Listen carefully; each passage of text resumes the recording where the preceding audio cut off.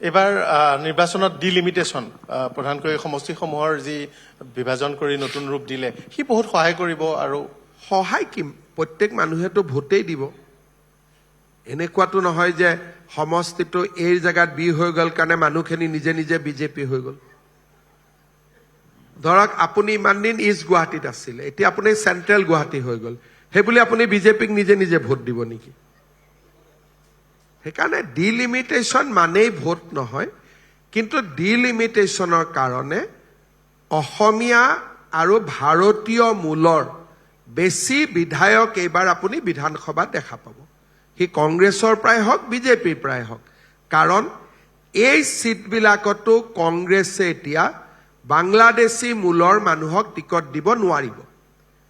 ভোটটো guarantee নাই যে মানুহে বিজেপিকে দিব ভোটটো দিব পাৰে কংগ্ৰেছকো কিন্তু ক্যান্ডিডেট জন কোন হ'ব শুদ্ধ অসমীয়া বা ভাৰতীয় হ'ব সেইকাৰণে ডিলিমিটেশ্যনে আমাৰ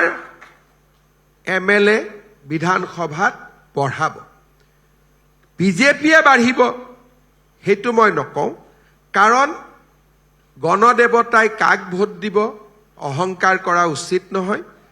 আমি প্ৰাৰ্থনা কৰিম মানুহে যদি আমাৰ কামত ভাল পাইছে ডেফিনেটলি আমাক দিব কিন্তু মুকেই দিব এই অহংকাৰৰ মই শিকাৰ হ'ব খোজা নাই